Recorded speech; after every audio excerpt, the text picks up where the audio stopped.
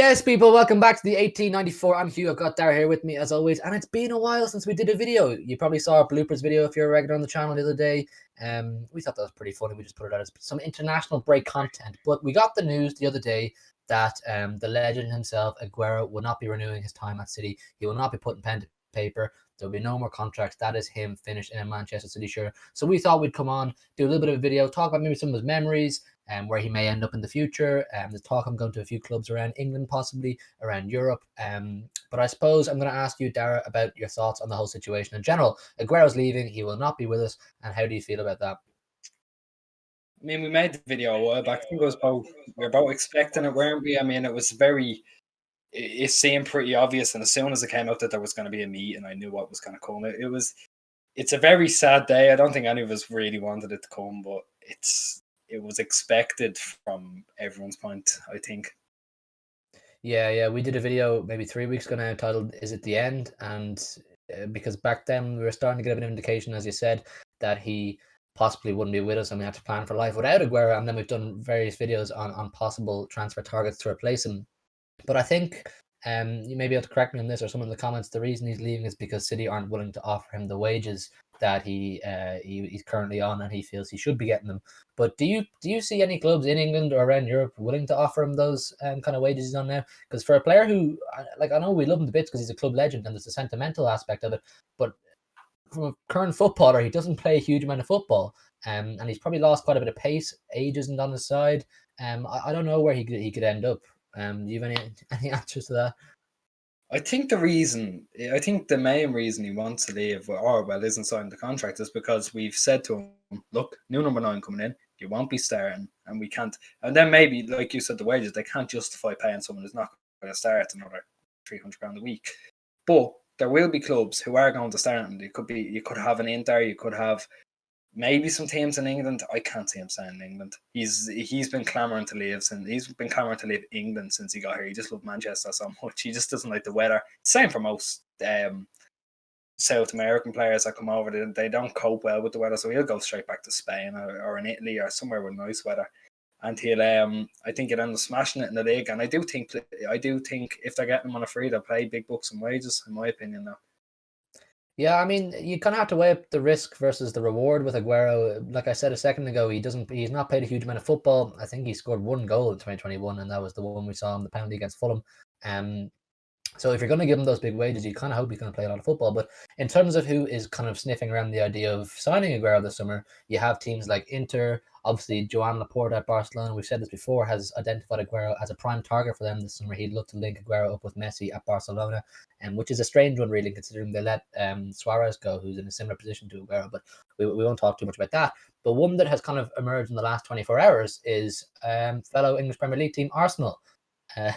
They're becoming a bit of a retirement home recently, but I don't think it doesn't make any sense because obviously he's worked with Arteta before at City. They know each other, and they can speak similar languages, whatever.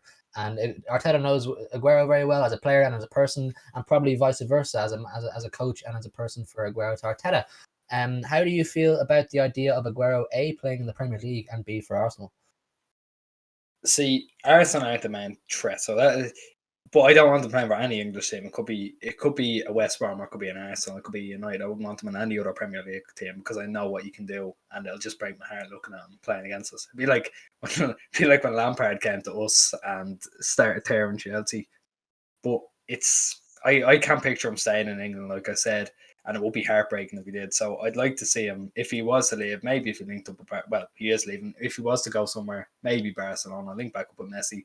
It's not like they're going to be as much of a threat anyway, you know what I mean? They haven't been great the last few years. I don't think one signing of a 33-year-old, 32, 33-year-old striker is really going to make a big difference. Yeah, I suppose before we found out that he was linked to Arsenal, is what the papers are telling us, or some journalists telling us.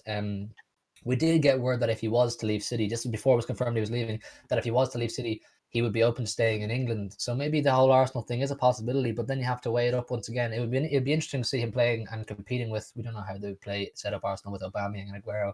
Play them both, play one or the other. You don't know what they want to do. It'd be an interesting thing, but you also have to bring into the conversation, like, Does he want to win trophies, Aguero, in his last few years? Because I don't, like, no disrespect to Arsenal, but I don't think they're in the running to be winning anything with Aguero's time left in his career.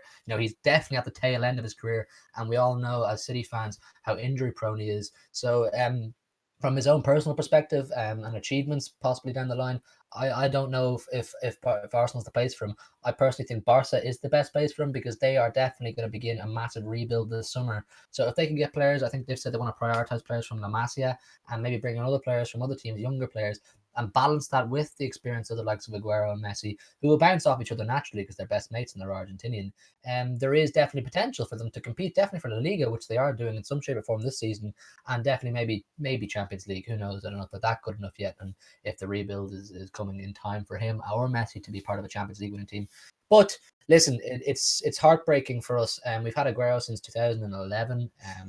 He's the club icon. He's been part of this new era in Manchester City Football Club of winning trophies regularly and the new mindset. He's been a part of 3 or 4 different rebuilds in that time. He's played under Mancini, Pellegrini, and Pep. 3 fantastic managers, 3 different styles of play. He's an extremely well-rounded, well-respected striker, Aguero, and he will always be looked upon in that way by City fans, and that's why they've announced they're building a statue for Silva, Company, and Aguero, and rightly so. But on that note, have you any of your fondest memories off the top of your head that you'd like to share with Aguero? Well, eliminating the QBR one, that's the obvious one. I mean, We'll talk about that one specifically after you yeah, give your one. there's so many. Like, there's so many goals that he scored that you just, like, his first, I think you said before we started recording, the Swansea won both of them. There's the Bayern hat trick. There's a goal he scored in 2013 against United that always stuck out. He actually scored 2 in 2013, both in the separate seasons. There was one he scored, we made Phil Jones pull a face. And then there was the other one where he just kind of volleyed it. He had his back to go. He still volleyed it into the back of the net. And we won 4-1. They're just off the top of my head. The Napoli goal as well, the one where he broke the record, that was an unbelievable night. That was, like, there's so many different memories, and it's gonna stick with us. You know what I mean? He'll never be forgotten by anyone. No, of course. He's been, like I said, he's been with the club through this whole new era in Manchester City. He was there, as you said, for the Swansea goal. That was the season we got into the Champions League group stages for the first time. The goal against Villarreal, I think we also spoke about before recording. And you said yourself he loved the goal against United. I think the team he scored the most goals against was Chelsea with something like 13 or 14. I saw a stat earlier on.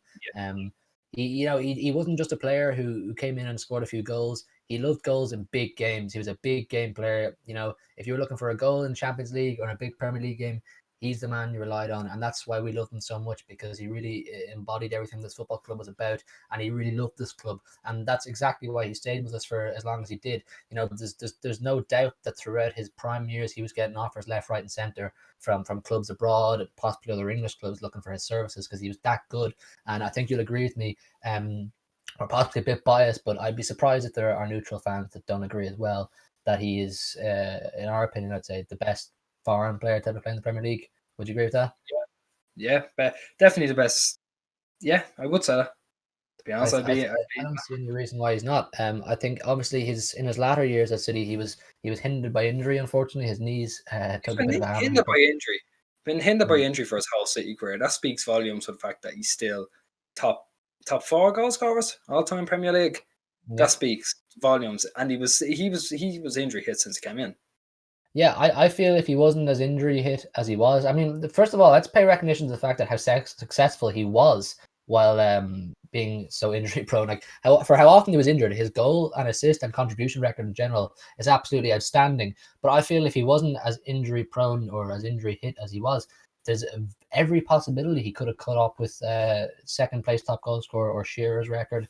And every possibility. He was such a versatile player. For such a physically in height small man, he was so versatile. He could score from the air, he could score at both feet, volleys outside the box, 6-yard box, you name it. But I think it would be really rude to do this video and not speak about the 93-20 moment, because this is the last time we will ever get to speak about that while he's at the club. Obviously, we'll look back on it in years to come and be like, what an amazing time. We were both young. I think I was possibly 11, 12 when that happened. So put that, I'm 21 now. I'm 21 now. Put that into perspective for you guys.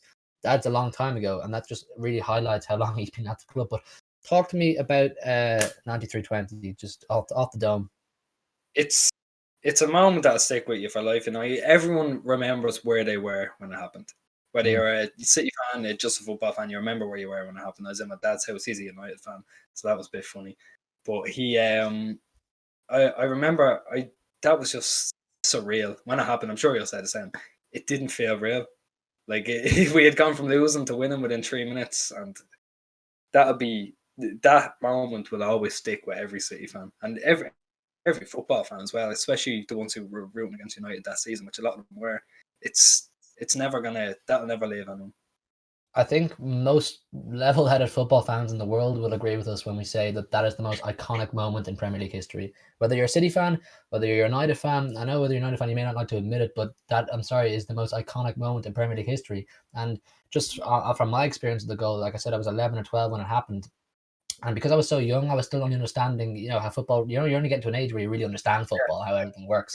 And it's only as I got older and I watched football all the time and I really got into it that I realized that this isn't normal. That kind of moment, that kind of occasion. That's not something that happens in the last day of the season every year. It's just, it was an unbelievable occasion, an unbelievable experience. And if there's any, I've been to plenty of City games since then, over the years, but if there's one game I would trade them all for, it's that one. And I think you're the same as that.